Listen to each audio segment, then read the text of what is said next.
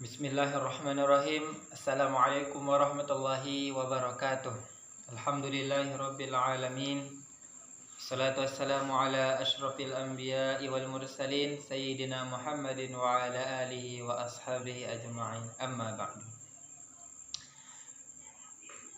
Teman-teman sekalian yang berbahagia, jadi pada kesempatan kali ini saya atas nama Muhammad Najib Al-Ghori ingin menyampaikan salah satu pemikiran daripada sarjana muslim yang cukup terkenal, berpengaruh dan cukup kontroversial di kalangan pemikir muslim di era kontemporer ini, yaitu Muhammad Arkun. Jadi sebelum kita mulai mempelajari atau mengkaji tentang pemikiran beliau, langkah baiknya kita mengetahui latar belakang beliau, baik itu dari segi pendidikannya, kehidupannya, maupun kondisi sosial yang mempengaruhi pemikiran sehingga beliau itu bisa mencetuskan salah satu pemikiran yang cukup kontroversial dan berkontribusi banyak dalam pemikiran Islam. Jadi Muhammad Arkun lahir di Aljazair, yaitu sebuah negara di Afrika, tepatnya di daerah Kabilia pada tanggal 2 Januari 1928.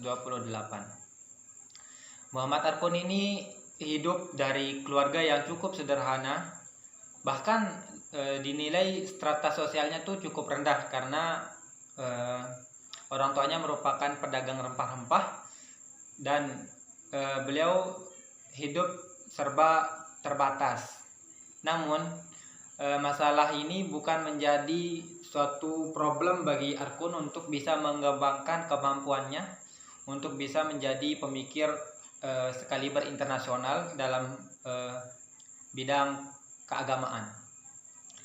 Pendidikan dasar beliau tempuh di daerah beliau sendiri di Kabilia. Kemudian ketika hendak melanjutkan ke pendidikan menengah, beliau tuh pergi ke Aljazair sebelah utara, yaitu perkampungan Oran. Kemudian pada S1 atau perguruan tinggi, beliau menempuh pendidikannya di Universitas Algiers yang juga berada di Aljazair. Setelah itu ketika perang berkecamuk antara Perancis dan Aljazair, beliau tuh pindah ke Perancis untuk melanjutkan studi S2 dan doktoralnya di Universitas Sorbonne. Jadi melihat kondisi beliau tuh secara tidak langsung beliau tuh bisa menguasai 3 bahasa. Yang pertama bahasa Kabilia, yaitu bahasa sehari-hari beliau di daerah itu di Kabilia. Kemudian bahasa Arab yang menjadi bahasa keagamaan. Kemudian bahasa Prancis yang memang menjadi bahasa pemerintahan dan administrasi yang ada di negara Aljazair, karena dulu Aljazair dijajah oleh Prancis. Nah, ketika perang itu berkecamuk, Arkun pindah dan menetap di Prancis sampai diangkat menjadi dosen di sana. Nanti kita lihat bahwa kebanyakan pemikiran Arkun ini dipengaruhi oleh filsafat Barat. Itu secara sederhana beliau itu ingin menerapkan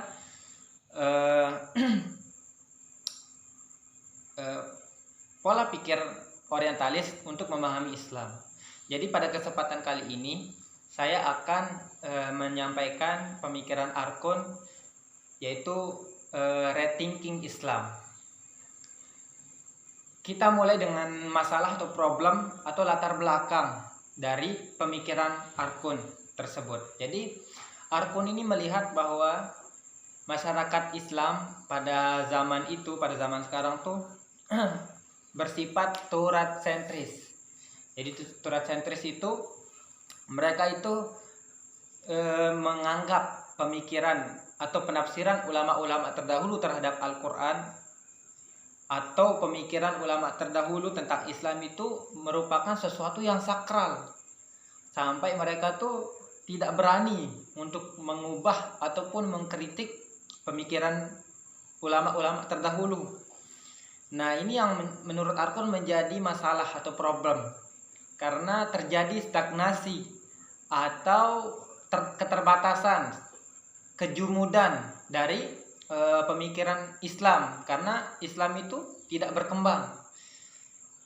Kita tahu bahwa kebanyakan dari ulama terdahulu itu memahami Islam dan menafsirkan Al-Quran itu bersifat tekstualis atau harfiah, sehingga kalau kita menerapkan pemikiran ulama terdahulu pada zaman sekarang tuh kadangkala tidak efisien. Oleh karena itu, Arkun menawarkan pemikiran untuk mengatasi permasalahan tersebut dengan rethinking Islam atau mengkaji, memikirkan kembali Islam. Nah, perlu kita ketahui bahwa Al-Quran itu memang satu. Al-Quran itu suci dan tidak ada duanya. Namun penafsiran akan Al-Quran itu sangat banyak. Jadi menurut Arkun kita tuh harus berpindah dari turat sentris, dari yang menganggap sakral pemikiran ulama-ulama terdahulu kepada logosentris. Jadi logosentris ini menggunakan akal dan logika dalam memahami ayat Al-Quran ataupun Islam. Jadi menurut Arkun kita tuh tidak salah untuk mengkritik pemikiran ulama terdahulu. Kita tidak salah untuk menyempurnakan, baik itu mengubah pemikiran ulama-ulama terdahulu yang kita kontekstualisasikan kepada zaman dan tempat di mana kita berada, sehingga Islam itu sahih likulli zaman wal makan. Jadi rethinking Islam itu memikirkan kembali Islam. Nah, pengaplikasian dari pemikiran tersebut Arkun jabarkan dalam dua hal. Yang pertama tentang beliau tuh mengkritik historisitas. Jadi kenapa sih Islam itu dianggap sempit khususnya pada sebagian golongan masyarakat Muslim? Kenapa sesuatu yang dianggap baru, sesuatu yang lebih menggunakan banyak hal dalam Al-Quran itu kita tafsirkan dengan akal dan logika itu dianggap sesuatu hal yang salah. Nah, Arkun berpendapat bahwa masyarakat Muslim pada zaman ini menganggap bahwa sejarah itu tidak berpengaruh pada ajaran agama, sehingga mereka menganggap bahwa Islam yang hidup pada zaman Nabi, Islam yang hidup pada zaman sahabat, tabi'in, tabi'ut tabi'in sampai zaman modern kontemporer ini tidak berubah. Jadi semuanya sama. Jadi kalau seandainya Islam yang hidup pada zaman sekarang itu berbeda dengan Islam yang hidup pada zaman Nabi, maka Islam yang hidup pada zaman sekarang itu harus diubah sehingga sesuai dengan apa yang Islam yang ada di zamannya Nabi. Nah, ini menurut Arkun sangat salah. Karena seperti yang Profesor Amin Abdullah katakan bahwa sejarah itu seperti kue lapis. Jadi dia itu terdiri atas potongan-potongan yang terjalin antara satu sama lainnya. Jadi setiap generasi itu berpikir menggunakan pola pikir yang pasti berbeda dengan generasi setelah dan setelahnya. Jadi tidak relevan dan tidak efisien jika kita menggunakan pemikiran yang ada pada zaman Nabi atau zaman ulama-ulama klasik itu, kita terapkan secara mentah-mentah ke kehidupan kita pada zaman sekarang. Nah, itu tidak menghidupkan Islam menurut Arkun. Nah, setelah mengkritik historisitas, beliau tuh menganjurkan untuk melakukan dekonstruksi. Jadi dekonstruksi itu adalah mengkaji ulang turat atau penafsiran yang dilakukan oleh ulama klasik untuk kita mencari makna baru yang sesuai dengan kehidupan kita pada zaman sekarang. Misalnya contohnya bahwa terdapat problem yang cukup serius dalam kalau kita tuh cuma stagnan atau tertutup pada pemikiran ulama klasik. Misalnya banyak di zaman sekarang tuh menganggap bahwa kalau kita berpakaian di bawah mata kaki itu sesuatu hal yang salah, sesuatu hal yang dianggap tidak menjalankan sunnah Rasul, karena Rasul pernah bersabda untuk melarang orang yang berpakaian di bawah mata kaki. Padahal kalau kita kalau kita meneliti sejarah daripada hadis tersebut itu, bahwa itu merupakan salah satu simbol kesombongan dari raja-raja maupun masyarakat jahiliyah yang kaya raya, kemudian menggunakan jubah yang sangat panjang sampai menutupi kakinya untuk menyombongkan dirinya. Ketika sahabat bertanya bagaimana dengan kita yang menggunakan pakaian di bawah mata kaki, maka Rasul bersabda bahwa kamu tuh tidak sombong, jadi tidak apa-apa. Maka kalau kita memahami Islam itu secara tekstual, itu akan menimbulkan konflik-konflik yang berkelanjutan.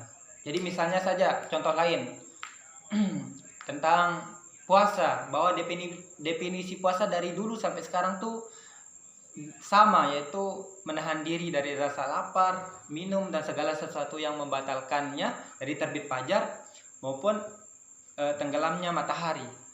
Jadi kalau kita lihat di kutub utara mataharinya lama sekali jaraknya antara terbit dan tenggelam, itu tidak mempengaruhi definisi dari puasa tersebut. Maka terdapat penduduk yang puasanya lebih lama dan puasanya lebih singkat.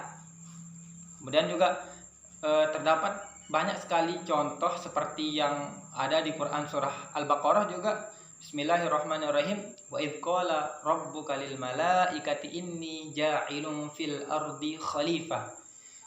Jadi Allah tuh berfirman kepada malaikat bahwa saya akan menjadikan di atas bumi ini seorang khalifah. Jadi menurut pemahaman masyarakat muslim yang dianut dari turat-turat tersebut, bahwa khalifah di sini tuh maknanya adalah pemimpin dalam hal politik saja. Tapi menurut Arkun itu tidak hanya di situ, tidak hanya dalam hal politik. Jadi segala sesuatu yang bersifat keterwakilan itu bisa diistilahkan dengan khalifah. Jadi yang perlu kita ketahui, jadi simpelnya Muhammad Arkun ini ingin menghilangkan kejumudan dan stagnasi berpikir dari masyarakat Islam pada zaman ini dengan melakukan rethinking, perombakan, mengkaji ulang pemikiran-pemikiran ulama klasik terhadap penafsiran Al-Quran maupun memahami Islam, sehingga dia tuh bisa hidup di zaman sekarang. Oleh karena itu Islam itu bisa sahih likulli zaman wal makan. Jadi segitu mungkin penjelasan saya tentang rethinking Islam dari Muhammad Arkun. Kurang lebihnya saya mohon maaf. Wassalamualaikum warahmatullahi wabarakatuh.